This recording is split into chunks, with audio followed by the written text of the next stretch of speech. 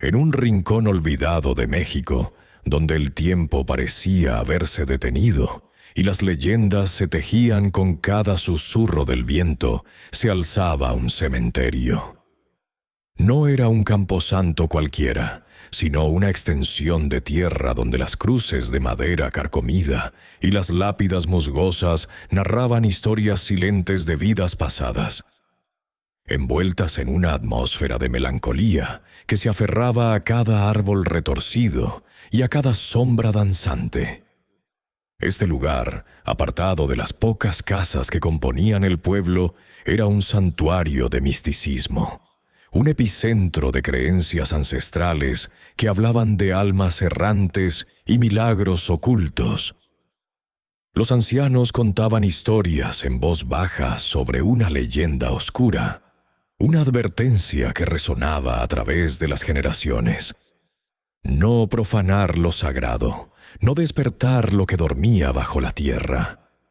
El cementerio, con su aura de solemnidad, parecía guardar celosamente sus secretos, esperando el momento en que alguien, con la audacia o la ignorancia suficientes, se atreviera a desafiar su paz. En medio de esta quietud ancestral apareció Juan, un joven veinteañero de la ciudad, cuyo semblante reflejaba un cinismo arraigado y una actitud que rayaba en el nihilismo. Había llegado al pueblo a regañadientes, arrastrado por los tentáculos de una herencia familiar que lo obligaba a lidiar con propiedades que le importaban un bledo. Para él, las tradiciones locales eran un espectáculo pintoresco, las creencias una colección de supersticiones arcaicas y la fe, una debilidad que los ignorantes abrazaban para darle sentido a lo incomprensible. Cada gesto de respeto de los lugareños, cada señal de la cruz, cada altar improvisado en un rincón provocaba en él una mueca de desdén apenas disimulada. Juan no creía en nada superior. Su existencia se había forjado en la incredulidad, moldea por un ambiente familiar ateo, donde la religión era un tema de burla y la ciencia, la única verdad innegable. Había crecido escuchando chistes sobre santos y sermones, y su espíritu combativo lo impulsaba a desafiar cualquier dogma. Las experiencias personales, marcadas por pérdidas dolorosas y desilusiones profundas, habían sellado su corazón contra cualquier atisbo de esperanza que no pudiera ser cuantificada o explicada por la lógica. Había perdido la fe, no solo en un Dios, sino en la bondad inherente, en el propósito y en cualquier fuerza que prometiera consuelo más allá de lo tangible. El cementerio en particular era para los aldeanos el corazón vibrante de sus supersticiones. Custodiando la entrada, o al menos un lugar prominente cerca de ella, se erigía una estatua de Jesús, antigua y desgastada por el tiempo, pero venerada con una devoción casi palpable. Las flores frescas adornaban su base a diario. Velas parpadeaban a sus pies en las noches, y oraciones silenciosas eran elevadas a su figura. Una advertencia corría por el pueblo, un murmullo constante y respetuoso. No se debe profanar el lugar sagrado, y mucho menos la imagen de nuestro Señor. Aquella advertencia que para los aldeanos era una ley inmutable, para Juan no era más que un reto, una chispa que encendía su espíritu rebelde. Una mezcla de aburrimiento existencial y un profundo deseo de desafiar cualquier autoridad, ya fuera terrenal o divina, comenzó a germinar en la mente de Juan. Observaba la estatua, una pieza de piedra sin más, pensaba y sentía cómo una idea audaz, casi sacrílega, tomaba forma. ¿Y si la rompía? ¿Y si destrozaba ese símbolo de fe ciega, esa figura que representaba todo lo que él despreciaba? No sería más que un acto de rebeldía, una declaración de principios contra la hipocresía y la credulidad que, a su juicio, reinaban en ese pueblo. Lo veía como un experimento, una forma de demostrarse a sí mismo y al universo que no había consecuencias reales, que todo era una ilusión. Durante varios días, Juan se dedicó a observar el cementerio. Estudiaba los patrones de luz, los momentos en que el lugar quedaba completamente desierto. Notaba el ritmo de las visitas, las horas en que el silencio se volvía más denso. Planeaba su acto en secreto, con meticulosidad, casi como un ladrón, aunque su botín no era riqueza material, sino la satisfacción de la transgresión. Se convencía a sí mismo, con cada pensamiento, que la estatua era solo materia inerte, una pieza de piedra sin significado intrínseco, que su destrucción liberaría una especie de energía reprimida dentro de él. No había nada sagrado en ella, solo era un objeto de veneración inventada por mentes sencillas. Finalmente, la noche elegida llegó. Una luna descolorida se esforzaba por asomarse entre nubes finas, proyectando sombras alargadas y fantasmagóricas sobre las tumbas. Juan se deslizó en el cementerio, cargando una mochila con herramientas que había comprado en el pueblo vecino. Un pequeño mazo, un cincel, palancas. Caminaba con sigilo, el corazón latiéndole con una extraña mezcla de adrenalina y un vacío gélido. No sentía miedo, sino una anticipación nerviosa, como quien está a punto de saltar un precipicio consciente de que no hay red, pero sin importar las consecuencias. Se detuvo frente a la estatua de Jesús. La figura, iluminada por la tenue luz lunar, parecía observarlo con una serenidad que le resultaba irritante. Sin dudar más, levantó el mazo. El primer golpe fue certero, seco, un sonido brutal que resonó en el silencio sepulcral del cementerio. El oído de Juan captó el crujido de la piedra, un sonido áspero que le erizó los cabellos. Siguió golpeando, sintiendo la vibración en sus manos, la satisfacción efímera de cada fragmento que se desprendía. Las piezas de la estatua cayeron al suelo con un ruido sordo, una tras otra, hasta que la figura venerada quedó reducida a escombros. Una risa hueca y amarga escapó de sus labios. Se sintió liberado, como si hubiera roto no solo una estatua, sino un tabú personal invisible, un grillete que lo ataba a las expectativas y creencias de los demás. La hazaña, aunque pequeña en el gran esquema de las cosas, le parecía monumental, una victoria personal sobre lo que consideraba una falacia.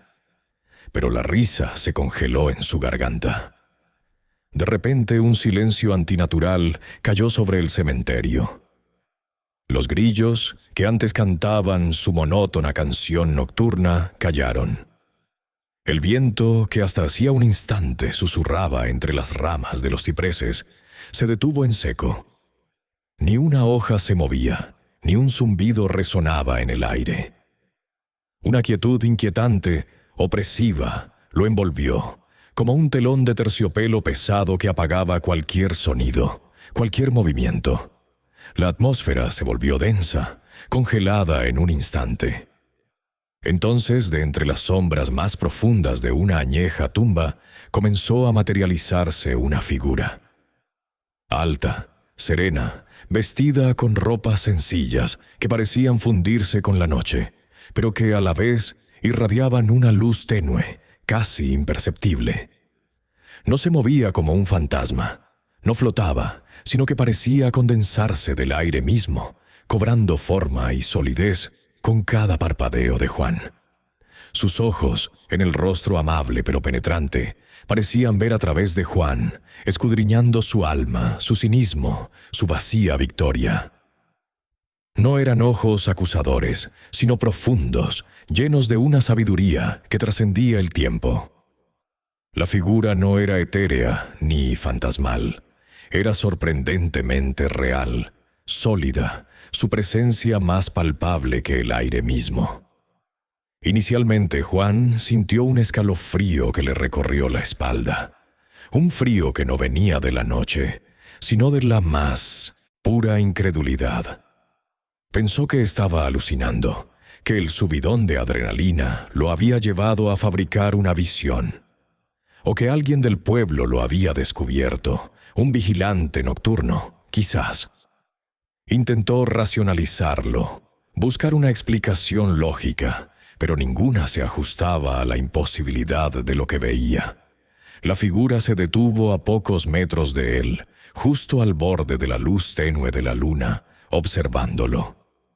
Su mirada no era de ira, no había condena en ella, sino una profunda, abrumadora tristeza, una pena que parecía abarcar la totalidad de la existencia y que se posó directamente sobre los restos destrozados de la estatua de Jesús. No pronunció palabra alguna, pero el aire que la envolvía parecía vibrar con un mensaje claro, inconfundible. La presencia de la figura comunicaba una comprensión total, una sabiduría infinita que abarcaba cada acto de Juan, cada recoveco de su dolor interno, cada fibra de su cinismo. Era como si su alma quedara expuesta ante esos ojos, leída sin juicio, pero con una melancólica y profunda pena. El silencio del cementerio se volvió aún más denso, más aplastante. La detención del viento acentuaba esa sensación de irrealidad. Las hojas, que momentos antes se mecían lánguidamente en las ramas de los viejos cipreses, ahora colgaban inmóviles, como pintadas en un cuadro. La ausencia de cualquier brisa, de cualquier susurro, creaba un vacío palpable, una burbuja de quietud que encapsulaba solo a Juan y a la figura inmóvil. Un instinto primario gritó en Juan: ¡Huye! Intentó mover sus piernas, pero se sentían extrañamente pesadas, como si estuvieran ancladas directamente al suelo del camposanto. Era una resistencia invisible, pero inquebrantable, que lo mantenía en su lugar, prisionero de esa presencia. Sus músculos se tensaron, su mente le ordenaba correr, pero su cuerpo no respondía. Estaba paralizado, no por el miedo a ser atacado, sino por algo más profundo, inarticulable. La figura comenzó a acercarse, no con prisa, no con amenaza. Cada paso era lento, deliberado, pesado, y cada uno resonaba en el silencio absoluto del lugar, amplificado por la tensión del momento. No había prisa, sino una solemnidad que anunciaba la inminencia de un encuentro trascendental. Juan sintió como el pánico comenzaba a crecer en su pecho, un pánico diferente a todo lo que había experimentado antes. No era el miedo visceral a la violencia física, ni el terror a ser descubierto por los aldeanos. Era un miedo existencial, un terror a lo desconocido que se cernía sobre él, a ser confrontado con sus propias verdades, con el vacío que había cultivado en su interior. Era el miedo a la disolución de todo lo que creía ser, de todo lo que había construido para protegerse del mundo. La figura se detuvo finalmente frente a los restos destrozados de la estatua, sus ojos fijos en la cabeza de Cristo yacente, desprendida y rota sobre la tierra. No había reproche en la mirada, solo una comprensión infinita. Fue en ese instante, al observarlo inclinarse, al ver esa expresión de tristeza que no era personal, sino universal, que una certidumbre fría y, a la vez, ardiente, golpeó a Juan con la fuerza de un rayo. No era una alucinación, no era un aldeano, no era un fantasma. La comprensión lo atravesó como una espada. Era el propio Jesús. La mente racional de Juan, entrenada para el escepticismo y la negación, luchó contra la imposibilidad de la revelación. Era ilógico, irreal, una fantasía. Pero algo en lo más profundo de su ser, en ese lugar que había jurado no existía, supo que era verdad. Un torbellino de emociones lo asaltó. Incredulidad ante lo imposible, terror primitivo ante la manifestación de lo divino. una confusión abrumadora que nublaba sus sentidos, y un atisbo, un minúsculo pero poderoso atisbo de un arrepentimiento que nunca antes había sentido. Su armadura de cinismo, construida durante años con capas de desprecio y lógica fría, comenzó a agrietarse. La presencia, aunque imponente, no era aterradora en su esencia.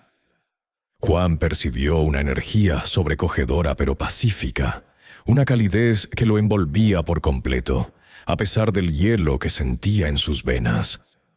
Era una sensación de amor incondicional, de aceptación, mezclada con la tristeza profunda que emanaba de la figura.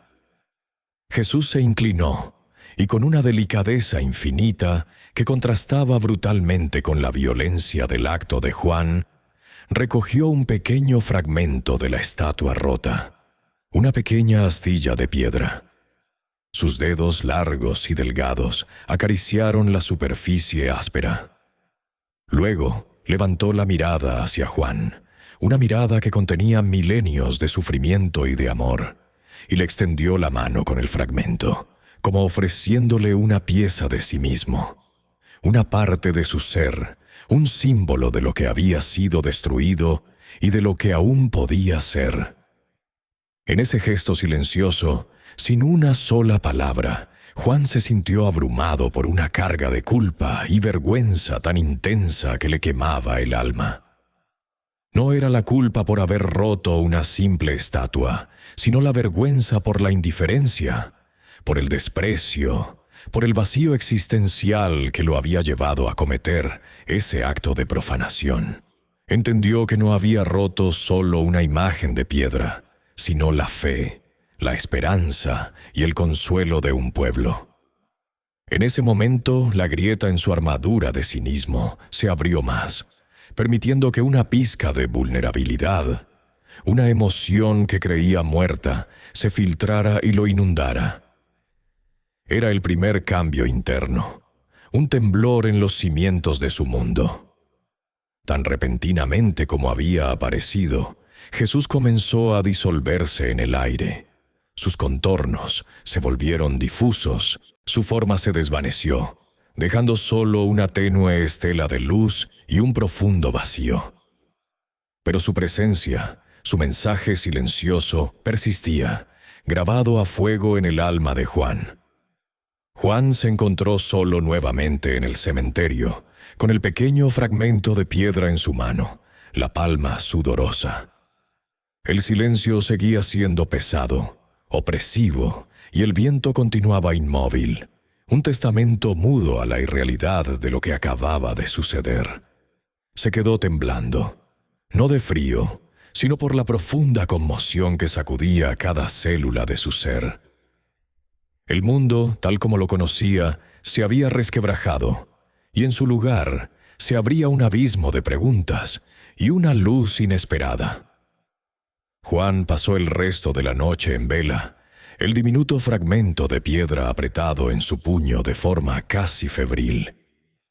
La imagen de Jesús, su mirada de tristeza profunda y la quietud antinatural del viento que se negaba a soplar, lo perseguían sin cesar. Cada detalle de su aparición se reproducía en su mente una y otra vez, como una película que se rebobinaba sin control. No había podido conciliar el sueño, ni un instante de paz. El encuentro había dejado una huella imborrable, una cicatriz en su alma que prometía cambiarlo para siempre. El cementerio, antes un lugar de desafío y burla, se había convertido en el escenario de su revelación personal, un espacio sagrado que ahora lo oprimía con su silencio. Con los primeros y tímidos rayos del amanecer, que tiñeron el cielo de grises y rosados pálidos, el viento volvió. Lo hizo de forma repentina, como si una compuerta invisible se hubiera abierto, liberando su murmullo entre las lápidas y las ramas de los viejos árboles. Suspiró a su alrededor, moviendo el cabello de Juan y trayendo consigo el aroma de la tierra húmeda.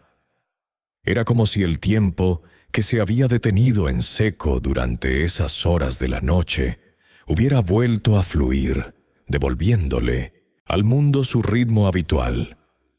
Sin embargo, para Juan, nada volvería a ser habitual. Poco después, los primeros aldeanos comenzaron a llegar al cementerio, con sus velas y flores, para honrar a sus muertos al inicio del nuevo día. El descubrimiento de la estatua destrozada fue inmediato y doloroso. Un grito ahogado, luego otro, y en cuestión de minutos, la noticia se esparció como pólvora por el pequeño pueblo. La gente se agolpaba en torno a los restos de la venerada imagen, sus rostros reflejando una mezcla de dolor, indignación y un temor ancestral. Los ancianos, con voces temblorosas, hablaban de una maldición inminente, de un castigo divino por la profanación de su lugar sagrado. Los jóvenes, aunque intentaban ser más racionales, no podían ocultar su sentir de profunda falta de respeto y la violación de sus tradiciones más arraigadas. Juan observaba todo desde una distancia prudente, escondido entre las sombras de un viejo muro. Se sentía un forastero, un intruso que había traído la desgracia a ese lugar. El secreto que cargaba era un peso abrumador, más pesado que cualquier herramienta que hubiera llevado la noche anterior. La culpa que había sentido al enfrentarse a la mirada de Jesús se intensificó al ver el sufrimiento genuino en los rostros de la gente. Era un sufrimiento que él había causado, una herida profunda en el corazón de la comunidad. Y por primera vez en su vida, Juan sintió una punzada de empatía, una emoción que hasta entonces le había sido ajena, casi desconocida. No era solo la idea de haber dañado una pieza de arte, sino el haber herido la fe y el consuelo de personas simples y devotas. El pequeño fragmento de piedra que Jesús le había entregado se había convertido en una reliquia personal, un recordatorio tangible de su encuentro y del terrible acto que lo había propiciado. Lo llevaba consigo, lo tocaba, lo miraba y cada vez la imagen de Jesús aparecía en su mente, clara y vívida.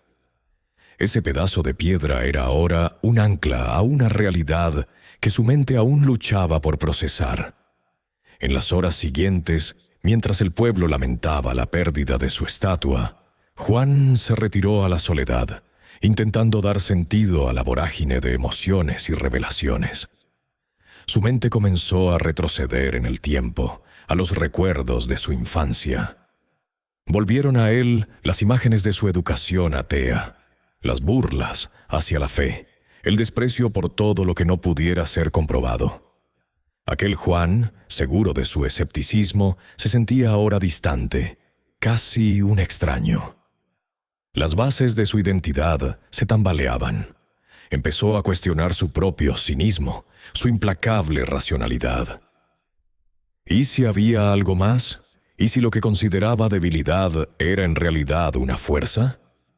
Movido por una necesidad imperiosa de respuestas, Juan, de forma renuente al principio, comenzó a buscar información. Encontró una pequeña Biblia polvorienta en la casa heredada de su abuela, la misma que siempre había despreciado. Empezó a leerla, al principio con curiosidad, luego con una avidez que lo sorprendió. Las parábolas, la figura de Jesús, sus enseñanzas sobre el amor, el perdón y la redención, comenzaron a adquirir un nuevo significado, muy diferente a las caricaturas que le habían pintado de niño. Buscaba entender más allá de sus prejuicios, de las lecciones aprendidas de memoria sobre la ausencia de Dios. Quería comprender la raíz de esa fe que había destrozado. Se libraba una batalla interna en su mente. Su razón, entrenada en la lógica implacable, se enfrentaba a una nueva sensación de espiritualidad que nacía de su encuentro. Era una lucha silenciosa entre el hombre que había sido y el que empezaba a ser, entre el escepticismo arraigado y la posibilidad de lo trascendente. Cada capítulo de la Biblia abría una nueva fisura en su armadura. Cada historia de Jesús resonaba con una profundidad inesperada. De esta batalla interna surgió una necesidad creciente, un llamado a la acción que no podía ignorar. Tenía que enmendar su error, no solo por la estatua, sino por lo que su acto había significado para él, para el pueblo y para la figura que lo había visitado en la noche. La reparación no era solo un acto externo, sino una reparación interna de su propia alma. Juan decidió que debía reparar la estatua. Una tarea monumental para alguien que jamás había esculpido nada. No sabía por dónde empezar, pero la determinación era feroz. La falta de conocimiento en escultura, la escasez de recursos en el remoto pueblo y la desconfianza inicial que seguramente engendraría su propuesta eran obstáculos desalentadores. Sin embargo, la imagen de la mirada de Jesús, su profunda tristeza, no de juicio, sino de amor, lo motivaba. No podía traicionar esa memoria. Su primer paso fue el más obvio y el más humillante: volver al cementerio y buscar los fragmentos restantes.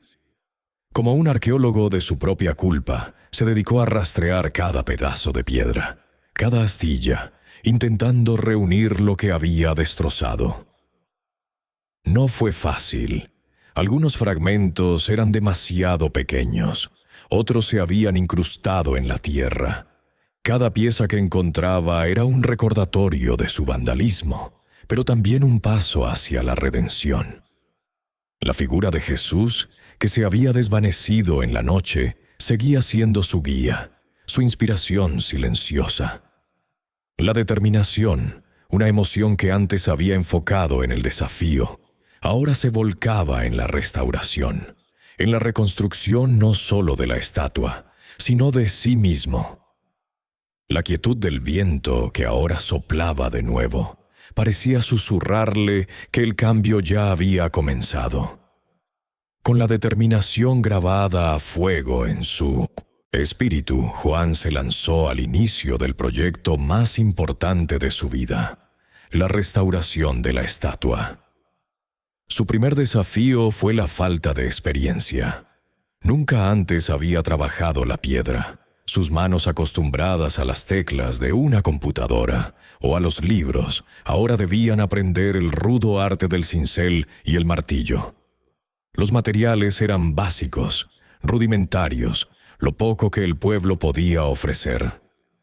Con una mezcla de vergüenza y necesidad, Juan comenzó a pedir ayuda discreta a algunos aldeanos, aquellos a quienes había visto más a menudo en el cementerio, aquellos que parecían llevar la devoción en el alma. Al principio, sus solicitudes fueron recibidas con miradas de recelo, preguntas veladas y una desconfianza palpable. El pueblo, aunque agradecido por la iniciativa de ver reparada su venerada imagen, sospechaba de Juan y sus verdaderas intenciones. Porque el joven de la ciudad, el mismo que había llegado con aires de superioridad, ahora se ofrecía a reparar lo que algún vándalo había destruido. La pregunta flotaba en el aire, sin ser formulada directamente, pero el peso de esa duda se sentía en cada encuentro. Sin embargo, la persistencia silenciosa de Juan y la evidente sinceridad de su propósito comenzaron a hacer mella en la resistencia inicial. Fue en esta búsqueda de ayuda que Juan encontró a don Roberto, un anciano del pueblo que, según los rumores, había sido un habilidoso cantero en su juventud, antes de que el reumatismo y la vejez encorvaran su espalda y endurecieran sus manos. Don Roberto vivía solo, apartado, rodeado de herramientas viejas y recuerdos. Juan lo visitó varias veces, cada vez con más insistencia, explicándole su propósito, no solo la restauración de la piedra, sino la de su propia alma. Tras muchas reticencias, y quizás viendo algo más allá de la superficie en los ojos arrepentidos del joven, el anciano aceptó. Se convertiría en su guía, no como maestro de un aprendiz, sino como un sabio que comparte un camino. Así comenzó un arduo proceso de aprendizaje y humildad para Juan. Bajo la atenta mirada de don Roberto, aprendió a manejar el cincel, a entender la textura de la piedra, a respetar su resistencia y su fragilidad. Cada golpe errado le causaba frustración, pero el anciano, con paciencia infinita, lo guiaba, corrigiendo su postura, su fuerza, la dirección del golpe. Era un choque constante con su orgullo, con la creencia de que podía conquistar cualquier cosa solo con la razón. Don Roberto no solo compartió técnicas, compartió sabiduría. Mientras trabajaban en el rudimentario taller improvisado, le hablaba del significado de la piedra, de la importancia de la fe, de la forma en que las manos pueden ser extensiones del corazón y del espíritu. Para Juan, cada golpe de cincel en la piedra se convirtió en un acto de redención, un intento sincero de autoperdón por la ceguera y la arrogancia que lo habían consumido. La dificultad de la tarea era inmensa. La estatua estaba muy dañada, los fragmentos dispersos, y la reconstrucción exigía una precisión y una paciencia que Juan no creía poseer. El trabajo era lento, meticuloso. A menudo pasaban horas solo en la preparación de una pequeña sección. Ponía a prueba cada fibra de su ser. Su paciencia se estiraba hasta el límite. Su temperamento se revelaba en estallidos de frustración que don Roberto, con su calma inquebrantable, siempre lograba apaciguar con una frase sabia o un gesto de aliento. El pequeño fragmento de piedra que Jesús había puesto en su mano aquella noche se convirtió en su más preciada posesión y su más fiel guía. Lo mantenía limpio, lo observaba con detenimiento, estudiaba cada curva, cada imperfección. Era su modelo, su punto de partida, la pieza central alrededor de la cual el resto de la estatua debía cobrar forma. Ese fragmento no era solo piedra, era la promesa de una nueva vida, la esperanza de una fe que apenas comenzaba a germinar. Era el recordatorio constante de su encuentro, la chispa que encendía su dedicación.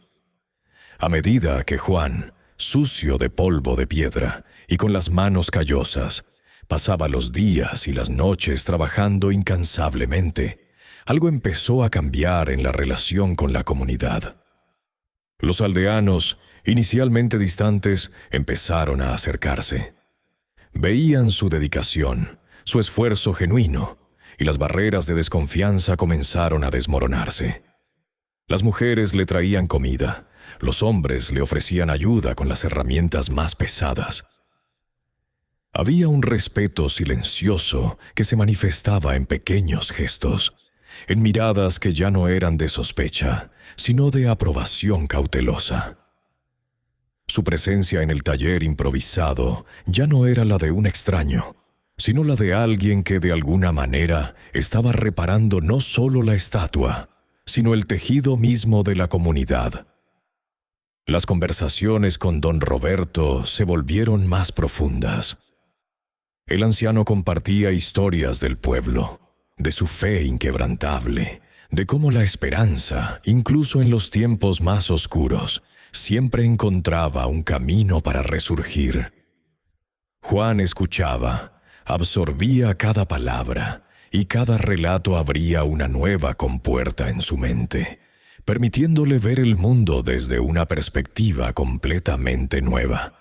Una perspectiva que incluía la espiritualidad y la importancia de la conexión humana. El viejo cantero no solo le estaba enseñando a tallar piedra, le estaba enseñando a tallar su propia alma. Durante este periodo, Juan comenzó a tener sueños recurrentes. No eran las pesadillas de su pasado, sino visiones vívidas de Jesús. En estos sueños, la figura no era amenazante ni acusadora. Era una figura de guía y consuelo. No hablaba con palabras, sino con la misma mirada de tristeza amorosa que había visto en el cementerio. Una mirada que infundía paz y determinación. Estos sueños, lejos de asustarlo, lo fortalecían. Le otorgaban una claridad que no había conocido antes. Una confirmación silenciosa de que estaba en el camino correcto. El cambio en Juan era evidente, no solo en su interior, sino también en su exterior. Su semblante, antes marcado por el cinismo y la tensión, se volvió más sereno, más apacible. Sus ojos, que solían reflejar indiferencia, ahora mostraban una nueva profundidad, una chispa de comprensión y humanidad. Había perdido peso, no por enfermedad, sino por el esfuerzo y la dedicación, pero la flacura era saludable, energizada por un propósito. Ya no era el mismo Juan que había llegado al pueblo. Era un hombre transformado, en constante evolución. Y así, lentamente, con cada golpe de cincel, con cada fragmento de piedra, cuidadosamente pegado, la estatua comenzó a tomar forma. De los escombros de lo que había sido, emergía una nueva figura, una reconstrucción que era un símbolo de la propia transformación de Juan. No era una réplica exacta, sino una interpretación imbuida de su propio arrepentimiento, su fe naciente y el amor que había aprendido. Cada detalle, cada pliegue de la vestimenta, cada rasgo del rostro de Jesús era el resultado de horas de trabajo, de oración silenciosa y de una profunda meditación. La presión del tiempo se cernía sobre ellos. Se acercaba una festividad importante del pueblo, la fiesta de la cosecha, una celebración ancestral donde tradicionalmente se honraba a la estatua de Jesús con una procesión y una misa solemne en el cementerio. El pueblo esperaba ver su estatua restaurada. La meta era clara, y Juan, con la ayuda de don Roberto y la creciente buena voluntad de los aldeanos, se esforzaba por cumplirla, sabiendo que no era solo la entrega de una obra, sino la culminación de un viaje espiritual que había comenzado con un acto de destrucción. La recta final de la restauración se cernía sobre Juan como una nube de polvo de piedra y expectativas. El trabajo en la estatua de Jesús había entrado en su fase más crítica y detallada. Cada día, desde el alba hasta bien entrada la noche, Juan dedicaba cada hora a perfeccionar la escultura. Las manos, que antes se sentían extrañas con el rudo cincel, ahora lo manejaban con una destreza que asombraba incluso a don Roberto, el viejo escultor. Los detalles más finos, los pliegues de la túnica, la expresión serena del rostro, las marcas de los clavos que había visto en sus sueños, todo era esculpido con una reverencia que brotaba de lo más profundo de su ser. Ya no era solo una tarea, era una ofrenda, una oración materializada en piedra. Inspirados por la dedicación incansable de Juan, que se manifestaba en cada músculo tenso y en cada mancha de polvo, más y más aldeanos se unieron a la causa. Lo que comenzó como un proyecto solitario se había transformado en un esfuerzo comunitario. Algunos traían herramientas de sus propias casas, otros ofrecían sus manos para tareas más sencillas, como lijar o pulir las partes ya terminadas. Las mujeres, con sus canastas llenas de comida y agua fresca, se acercaban al taller improvisado como si fuera un lugar de peregrinación, ofreciendo apoyo moral y palabras de aliento. La atmósfera estaba cargada de un espíritu de unidad y esperanza, una energía colectiva que Juan había subestimado y que ahora lo envolvía. La confianza del pueblo, ganada con cada golpe de martillo y cada gota de sudor, era tan tangible como la piedra misma. Lentamente, milagrosamente, la estatua fue tomando su forma final. La figura de Jesús emergió de la piedra, no solo restaurada, sino renacida, con un cuidado y una belleza que, para muchos, superaba su estado original. El rostro, esculpido con la memoria de la mirada que había visto aquella noche, transmitía una paz y una compasión que conmovían. Los brazos, extendidos en un gesto de bienvenida silenciosa, parecían invitar a todos a acercarse. Era más que una simple reparación. Era una obra de arte que latía con el corazón de la comunidad. Para Juan y para los aldeanos, el significado de la nueva estatua trascendía lo material. Ya no era solo la restauración de una pieza de arte, sino el símbolo palpable de una comunidad que había encontrado la unidad en la adversidad y de una redención personal que pocos podían haber imaginado. Representaba la resiliencia de la fe, la capacidad de sanar las heridas y el poder transformador del perdón. Era un faro de esperanza tallado en piedra. La noche antes de la revelación de la estatua, Juan se quedó solo en el taller, iluminado por la tenue luz de unas velas. Se sentó frente a su obra, el corazón desbordado por una mezcla de emociones. Admiró su trabajo, cada detalle, cada sombra, cada curva, y reflexionó sobre todo lo que había cambiado en él. Su vida, antes vacía y cínica, ahora estaba llena de propósito y de una fe recién descubierta. Recordaba con vívida claridad el encuentro inicial, el momento en que había roto la estatua, su acto de profanación, y la aparición de Jesús, cuya mirada de tristeza y amor lo había transformado para siempre. Una profunda gratitud lo invadió, junto con una humildad que nunca antes había conocido. Se sentía indigno de tal milagro, pero al mismo tiempo extrañamente elegido. Mientras el pueblo se preparaba para la festividad de la cosecha, donde la estatua restaurada sería revelada al amanecer del día siguiente, Juan se sentía nervioso. No era el miedo escénico lo que lo inquietaba, sino una mezcla de orgullo por su trabajo y una ansiedad genuina por la reacción de la comunidad. No sabía cómo sería recibido él, el vándalo, convertido en restaurador. La noche transcurrió en una vigilia silenciosa, entre la oración y la contemplación. Con los primeros tintes del amanecer, una procesión solemne se formó en las afueras del taller. Los aldeanos, vestidos con sus mejores ropas, portaban velas y flores, marchando en silencio respetuoso. La estatua, cubierta por una tela de lino blanco, fue colocada sobre una plataforma adornada con flores y llevada en hombros hacia el cementerio. Juan, intentando pasar desapercibido, se mantuvo en un lugar discreto al final de la procesión. Pero los ojos de algunos niños que lo buscaban lo delataron. Su presencia, aunque silenciosa, era significativa. Una gran multitud se había congregado en el cementerio, superando con creces la asistencia de años anteriores. La gente, ansiosa y expectante, murmuraba en voz baja mientras la plataforma con la estatua era cuidadosamente colocada en su pedestal, que había sido reparado y embellecido.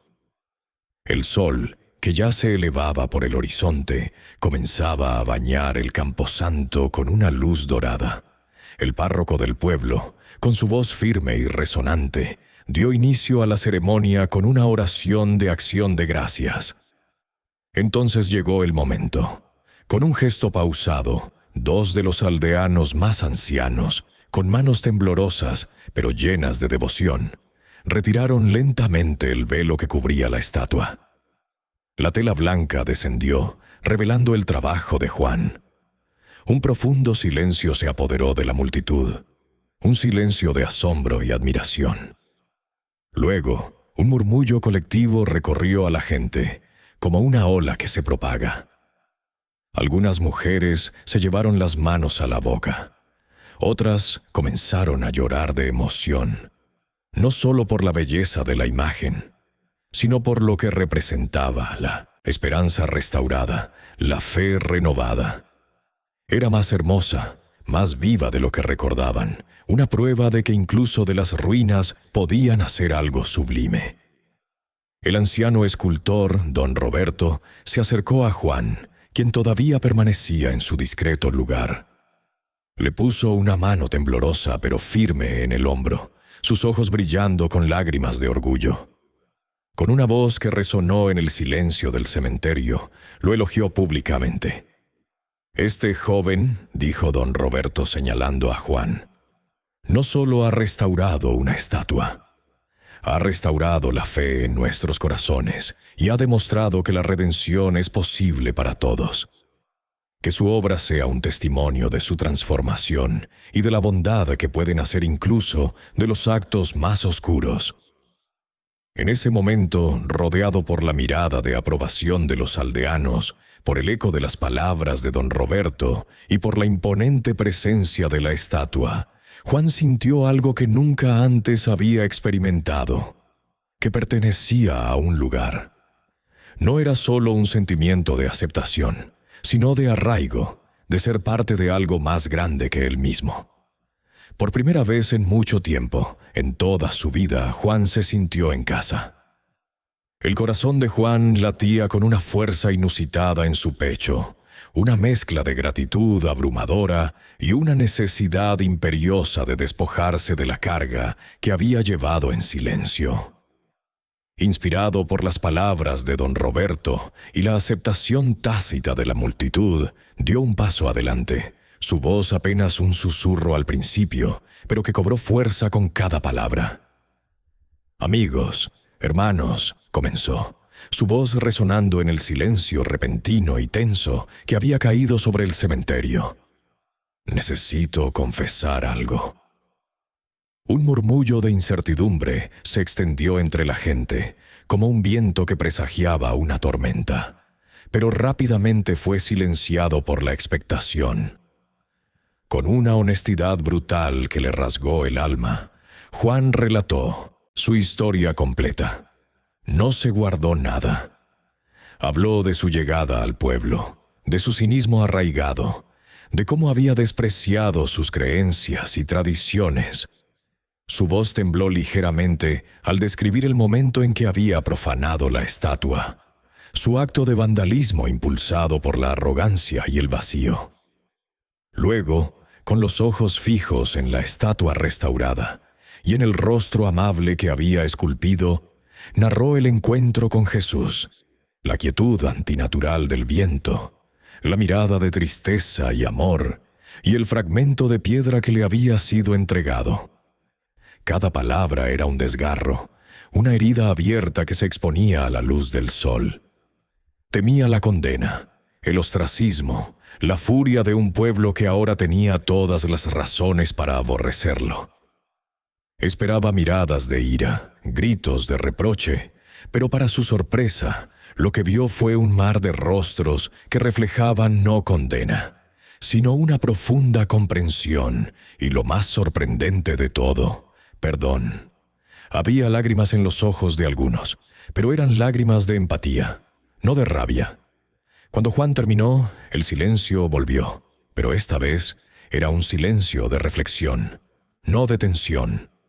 Fue don Roberto quien lo rompió, su voz clara y resonante. «Este joven», dijo el anciano, con una mano en el hombro de Juan, «ha cometido un error. Sí, pero ha tenido el valor de contarlo y de reparar no solo la estatua, sino lo que la fe significa para todos nosotros.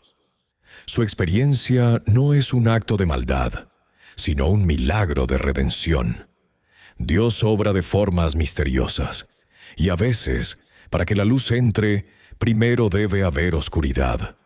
Las palabras del anciano resonaron con la autoridad de quien ha vivido y comprendido. No solo apoyaban a Juan, sino que interpretaban su experiencia como una prueba irrefutable de la presencia divina, una lección viva sobre la capacidad del ser humano para transformarse, para encontrar la fe incluso en el abismo de la propia incredulidad. La multitud asintió, y un suspiro colectivo de aceptación liberó la tensión que aún flotaba en el aire. En ese momento, Juan experimentó la fuerza avasalladora del perdón. No solo el perdón de los demás, sino, y esto era lo más difícil y liberador, el perdón de sí mismo. La culpa que lo había oprimido durante meses, que había sido el motor de su incansable trabajo, se disipó como la niebla al sol. Una profunda paz lo inundó, reemplazando el vacío y el cinismo que habían sido sus compañeros de vida. Era una paz que no era la ausencia de conflicto, sino la presencia de armonía. Una serenidad que emanaba de haber confrontado sus demonios y haber sido aceptado a pesar de ellos. La figura de Jesús en la estatua restaurada, bajo la luz del sol matutino, parecía irradiar una luz especial, una aura de misericordia divina que se extendía sobre todos los presentes. Ya no era solo una pieza de piedra, sino un faro de esperanza, un símbolo tangible de la capacidad de redención y del amor incondicional. La historia de Juan, contada con tanta honestidad y humildad, no solo lo había transformado a él, sino que fortaleció la fe del pueblo. Para ellos era una prueba palpable de que lo divino no era una idea lejana, sino una fuerza viva y activa en sus vidas, capaz de cambiar los corazones más endurecidos.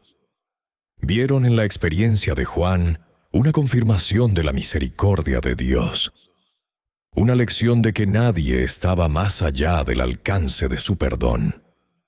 Juan sintió un nuevo propósito naciendo en su interior.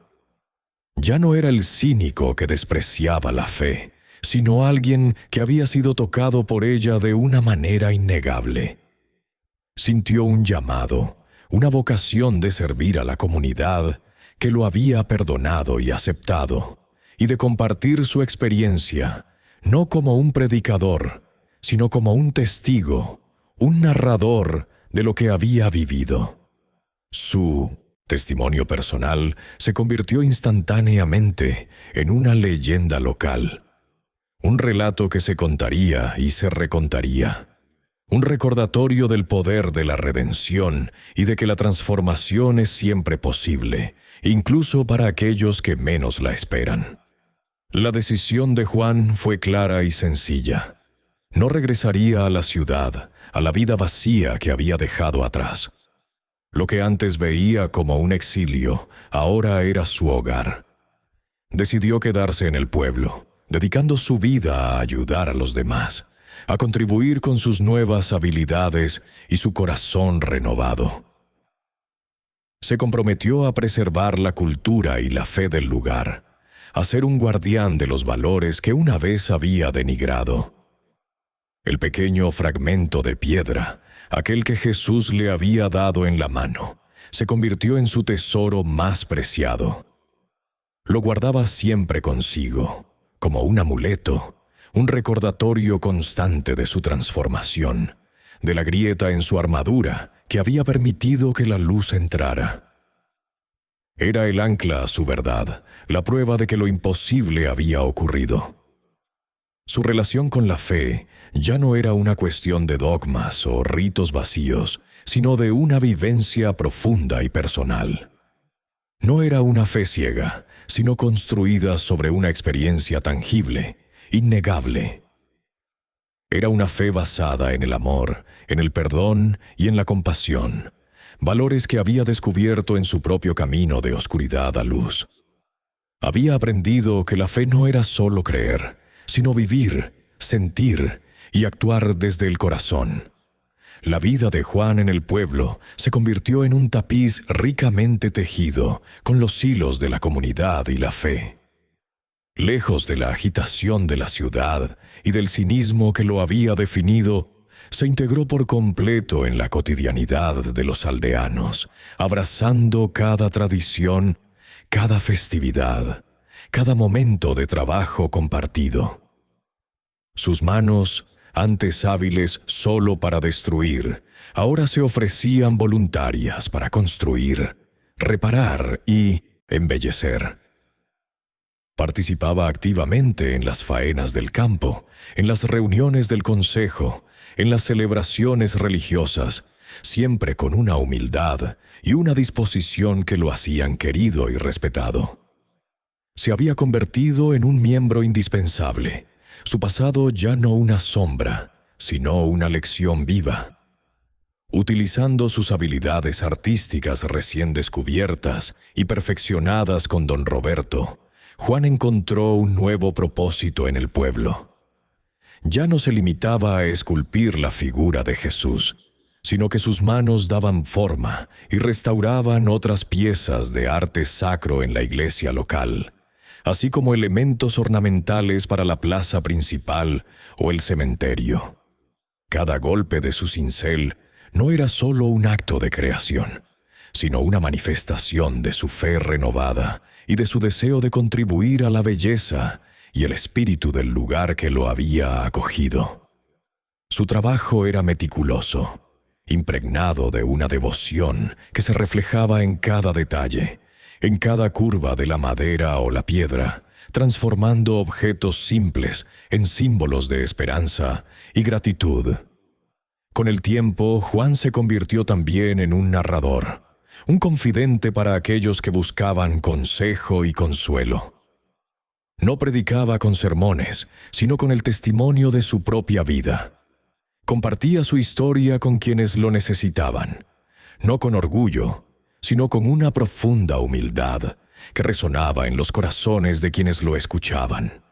Su relato de caída y redención, de oscuridad y luz, se volvió una fuente de inspiración, un recordatorio de que nadie estaba exento de cometer errores, pero que el perdón y la transformación eran siempre posibles.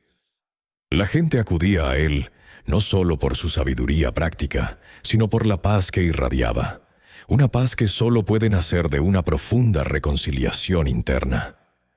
Los niños del pueblo, en particular, lo adoraban. Veían en él no solo a un artesano habilidoso, sino a un sabio y a un protector que siempre tenía una historia que contar o un consejo que dar. Juan, que nunca había imaginado tener un rol tan paternal, se deleitaba en enseñarles el valor del respeto por las tradiciones, la importancia de la fe en algo más grande que uno mismo y la belleza intrínseca de su cultura.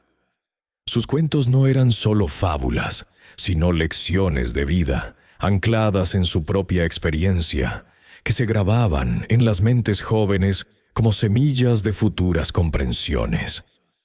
El impacto a largo plazo de la historia de Juan fue inmenso. Se transmitió de generación en generación, mutando ligeramente con cada relato, pero manteniendo siempre su esencia central. Se convirtió en parte de la identidad cultural del pueblo, un mito fundacional de su fe y de su resiliencia. La historia de Juan y la estatua no era solo un cuento, sino una parte viva de su herencia, un recordatorio constante de que la fe puede nacer incluso de la incredulidad más profunda y que el amor es la fuerza más poderosa. El cementerio, que una vez fue un lugar de misticismo oscuro y superstición temerosa, se transformó también. Dejó de ser solo un camposanto para convertirse en un símbolo de esperanza y redención. La estatua restaurada de Jesús, ahora en el centro de todas las miradas, irradiaba una luz diferente, una que hablaba de segundas oportunidades y de la posibilidad de sanar lo roto. Las tumbas y cruces, antes objetos de melancolía, ahora parecían custodiar no solo los restos, sino también la memoria de una transformación milagrosa. La estatua, que había sido objeto de profanación, se convirtió en un punto de peregrinación. Visitantes de pueblos vecinos e incluso de regiones más lejanas llegaban para escuchar la historia de Juan y admirar la obra que había renacido de sus propias cenizas. traían ofrendas, dejaban flores y encendían velas, no solo en honor a Cristo, sino como un tributo silencioso al hombre que había encontrado la fe en el lugar más inesperado y de la forma más dolorosa. El cementerio y la estatua se convirtieron en un imán espiritual, un testimonio vivo de la presencia divina en la vida cotidiana. La evolución de la fe de Juan fue un proceso continuo y orgánico.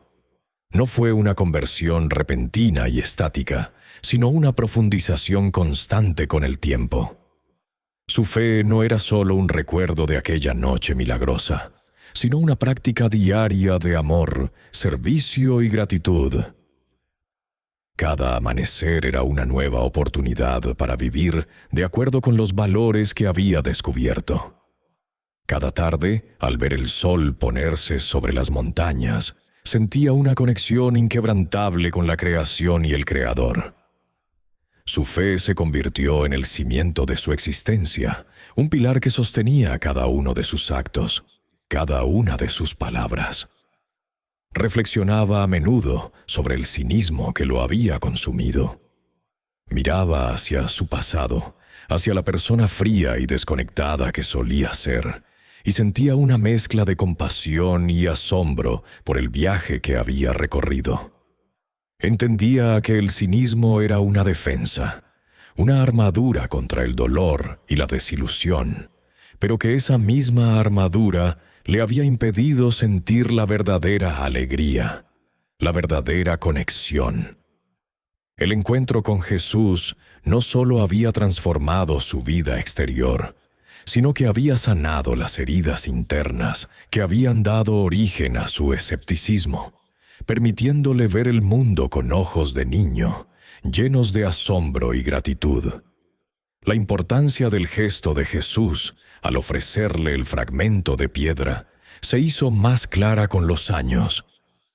Comprendió que no había sido un gesto de condena ni de reproche, sino una invitación amorosa al arrepentimiento y la esperanza. Aquel pequeño pedazo de piedra no era solo evidencia de su acto, sino la semilla de su redención, una puerta abierta hacia una nueva vida.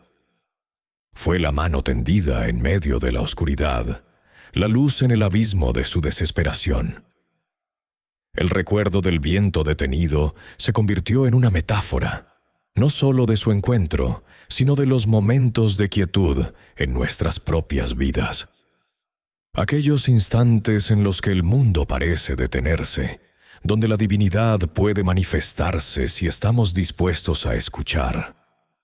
Para Juan, esos momentos de silencio se volvieron oportunidades para la introspección, para la conexión con lo trascendente, para reajustar su brújula interna. Desarrolló una profunda conexión con la naturaleza y con la vida en todas sus formas. Apreciaba el susurro del viento entre los árboles, el canto de los pájaros al amanecer, el aroma de la tierra después de la lluvia.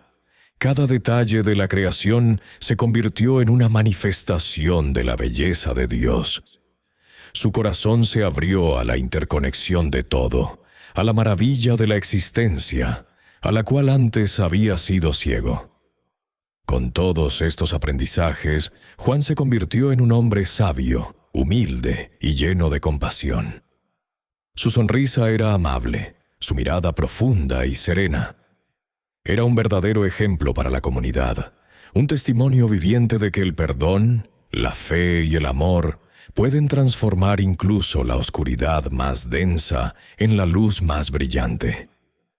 Su historia se había convertido en un faro para muchos, un recordatorio constante de la infinita misericordia y la capacidad de redención que reside en el corazón humano. Con el paso de los años, Juan se transformó en una figura casi legendaria en el pequeño pueblo, un anciano de porte sereno y mirada profunda, que sentía en cada arruga de su rostro la sabiduría de una vida intensamente vivida y profundamente redimida. En sus últimos años solía encontrar consuelo y reflexión sentado en el viejo banco de piedra, frente a la estatua de Jesús en el cementerio, el mismo lugar que había sido testigo de su mayor error y de su más profunda transformación. El cabello blanco enmarcaba un rostro surcado por el tiempo, pero la paz que irradiaba era innegable, un faro de tranquilidad en un mundo a menudo caótico. Contemplaba la estatua, su obra cumbre, y en cada curva de la piedra veía no solo la figura de Cristo, sino el reflejo de su propio viaje. Recordaba con una claridad asombrosa el día en que la había roto, la furia ciega, el cinismo corrosivo que lo había impulsado. Recordaba el crujido de la piedra bajo el martillo, el estallido de su propia arrogancia. Y luego, con la misma intensidad, rememoraba el día en que la había restaurado. Cada golpe de cincel impregnado de arrepentimiento, cada fragmento pegado con la esperanza de una nueva vida. Ese acto de destrucción y reconstrucción se había convertido en el pivote de su existencia, el evento que lo había llevado a un encuentro trascendental que cambió su destino para siempre. La estatua era el testimonio silencioso de su caída y de su resurrección espiritual. El legado de Juan se extendía mucho más allá de su propia vida. Su existencia se había convertido en un testamento viviente, una historia palpable del poder innegable del perdón, de la profunda capacidad de la redención y de la fe que puede surgir en los lugares más inesperados. Su vida era una parábola moderna, contada una y otra vez en las noches frías alrededor de las hogueras y en las tardes soleadas en la plaza central. La historia de Juan se mantenía viva a través de las generaciones, narrada a los jóvenes del pueblo como un cuento de advertencia y de esperanza, un recordatorio de que cada acción tiene una consecuencia y que cada error puede ser el preludio de un camino hacia la luz. El simbolismo de la estatua se magnificaba con cada relato. No solo representaba a Cristo, el Hijo de Dios, sino que se había convertido en el símbolo tangible de la oportunidad de empezar de nuevo, incluso después de los errores más grandes, incluso cuando uno creía que no había vuelta atrás. Era la encarnación de la misericordia, la prueba de que el amor es más fuerte que cualquier acto de destrucción, que la esperanza puede florecer en la tierra más yerma.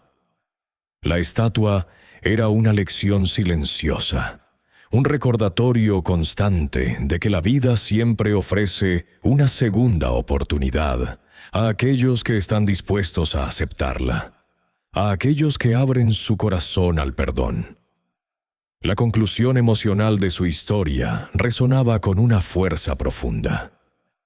Se enfatizaba el mensaje atemporal de que la fe no reside en dogmas rígidos o en instituciones, sino que puede encontrarse en los lugares menos pensados, en un cementerio desolado, en el rostro triste de un desconocido, en el corazón de un cínico. El amor y el perdón, esas fuerzas aparentemente etéreas, eran presentadas como las más poderosas palancas de transformación, capaces de derrumbar muros de incredulidad y levantar puentes de conexión. La historia de Juan era un eco de la verdad universal, de que la vulnerabilidad y la apertura al cambio son los verdaderos caminos hacia la plenitud. La trascendencia de la experiencia de Juan se manifestaba en la forma en que su vida inspiraba a otros. Demostraba con su propio ejemplo que no se necesitaba una fe ciega, una adhesión incondicional a doctrinas, sino un corazón abierto, una disposición a escuchar y a sentir para que lo divino se manifestara. El milagro no estaba en la ruptura o la restauración de la estatua per se, sino en el cambio interno, en la capacidad de ver la divinidad en la tristeza de unos ojos, de sentir su presencia en el silencio del viento detenido. era una invitación a buscar lo sagrado en lo cotidiano, a reconocer la chispa divina en cada ser humano. Su historia se convirtió en un faro de esperanza para aquellos que, como él una vez, habían perdido la fe, para aquellos atrapados en las garras del cinismo y la desesperanza. Era un mensaje de que, por más oscuro que fuera el camino, siempre había una luz, siempre había una posibilidad de redención. Su vida era una prueba de que la curación es posible, que las heridas pueden convertirse en fuentes de sabiduría y compasión.